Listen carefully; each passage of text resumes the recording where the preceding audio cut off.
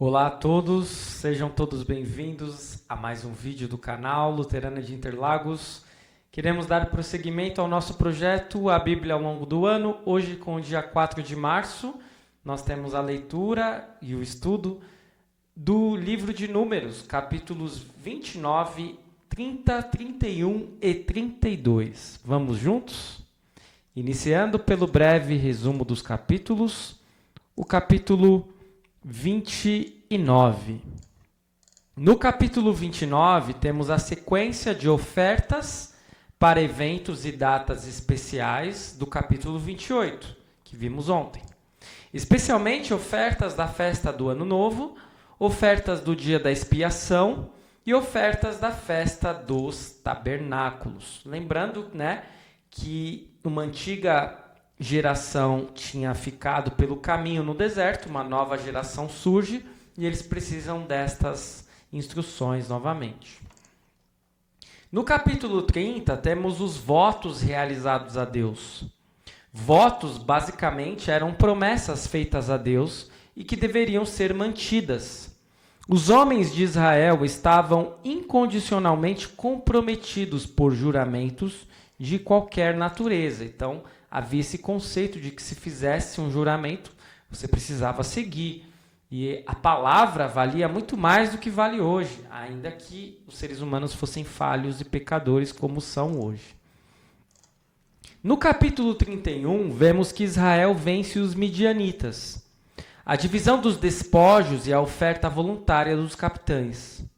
Vemos que os midianitas foram punidos, especialmente porque induziram Israel a adorar deuses falsos.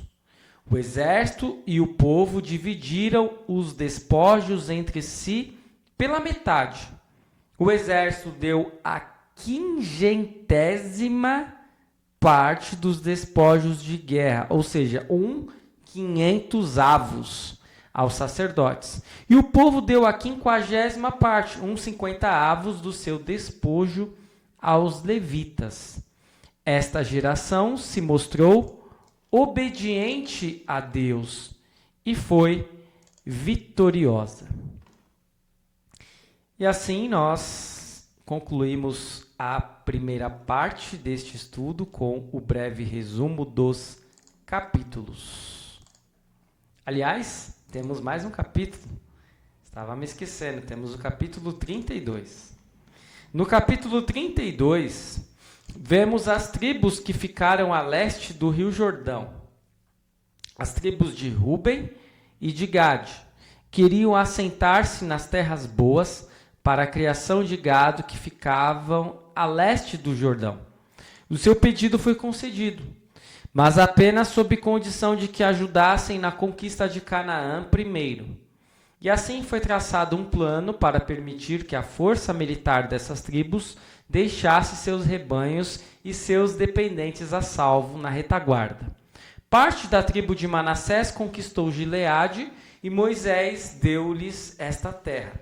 Então aqui no capítulo 32 nós já estamos vendo o início da divisão das terras de Canaã. É interessante porque à medida que as vitórias militares eram feitas, aconteciam, as terras eram divididas entre as tribos. E aí temos aí no mapa exatamente a tribo de Manassés, a tribo de Gade e a tribo de Ruben, que vão ficar a leste do Rio Jordão.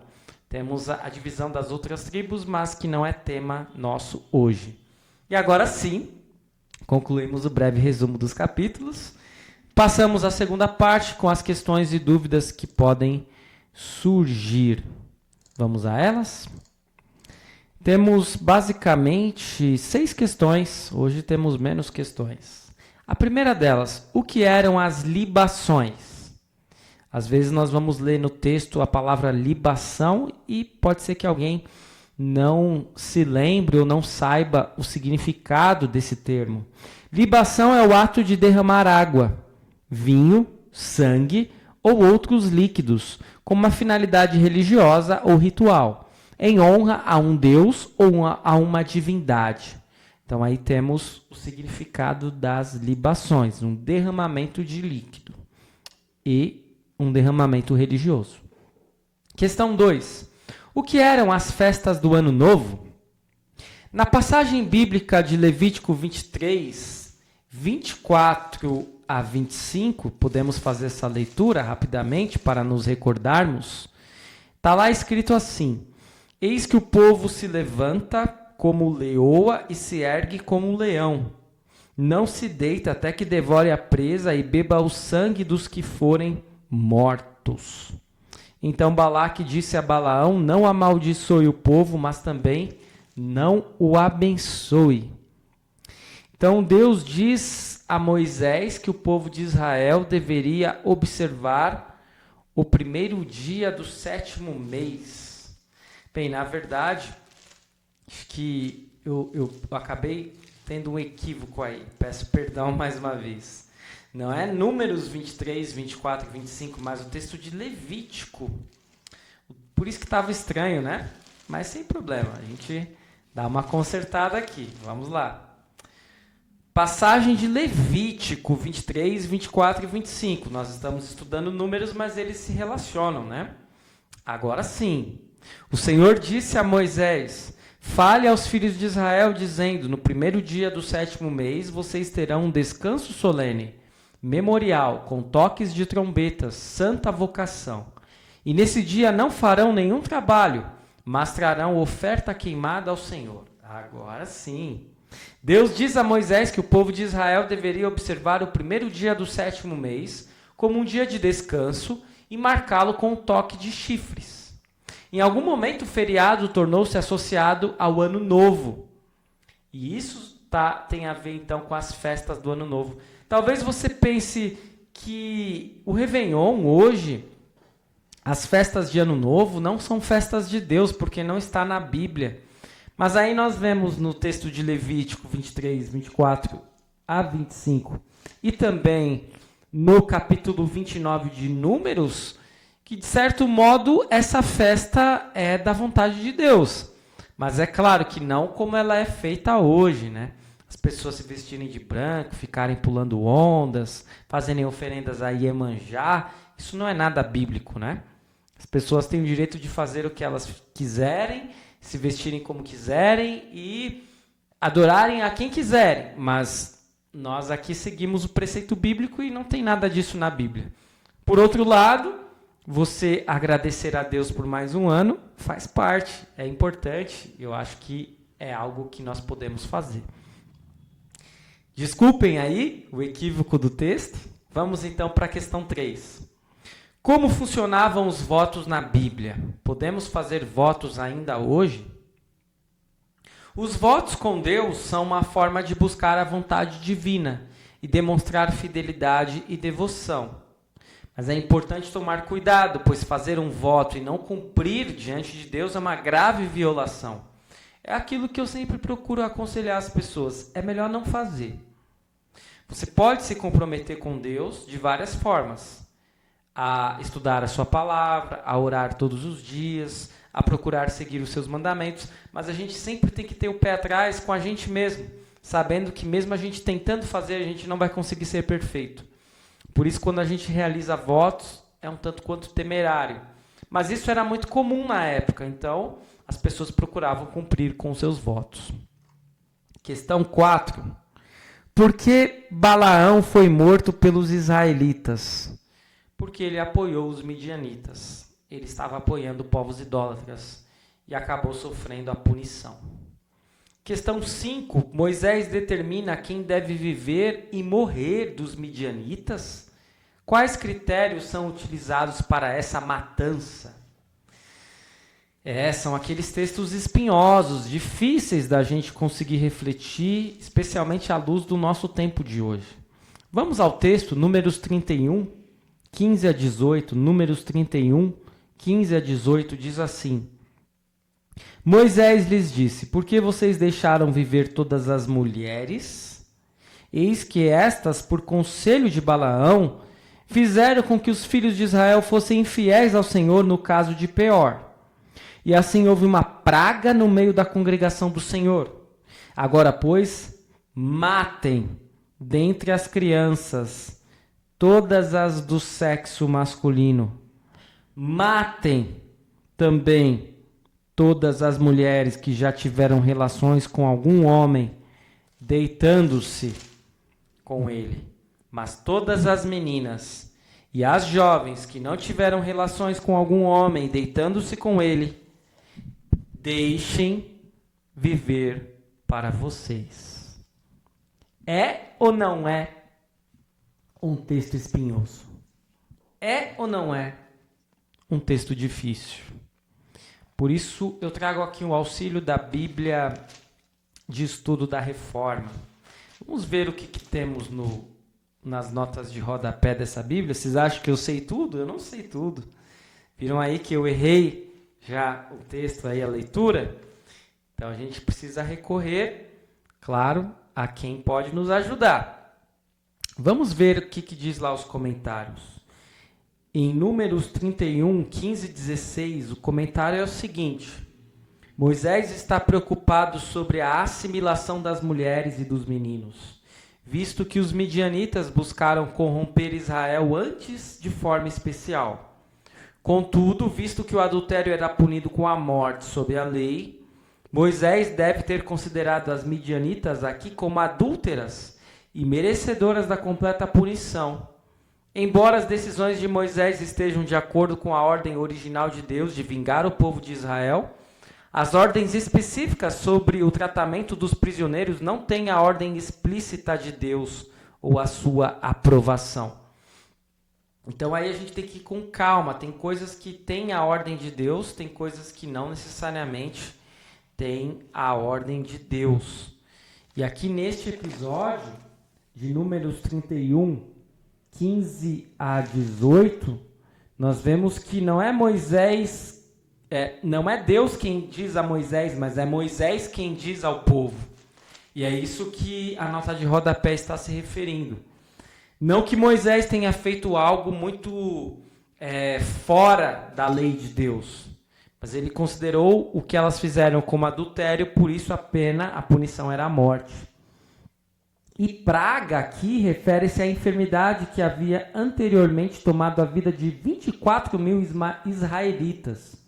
E o mesmo termo ele é usado em outros contextos.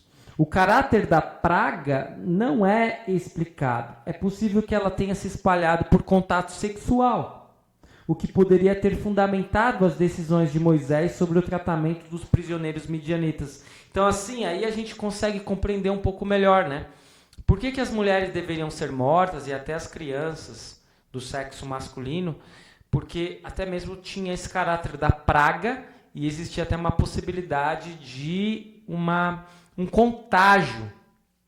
Então faz mais sentido essa ordem de matança, mas sempre nos choca no texto, né? É sempre chocante. E a misteriosa decisão de Moisés, ela equipara-se às práticas dos egípcios, lá dos versículos 17 e 18, que é matar os meninos e deixar as meninas viverem. Essa talvez seja uma parte que a gente não tem muita resposta. Será que Moisés queria que os israelitas ficassem com as mulheres? Não está tão claro no texto. Quando não está claro no texto, é melhor a gente não fazer grandes explicações, né?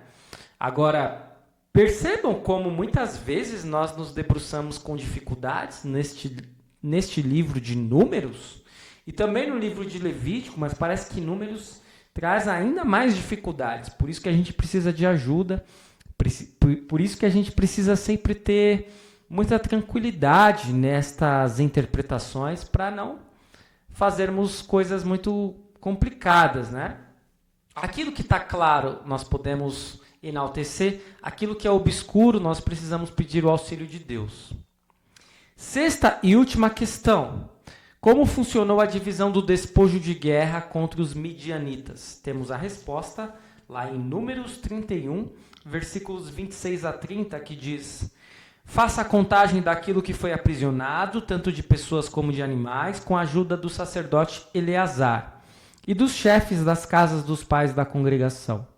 Divida aquilo que foi aprisionado em duas partes iguais, uma para os soldados que saíram à guerra e a outra para toda a congregação.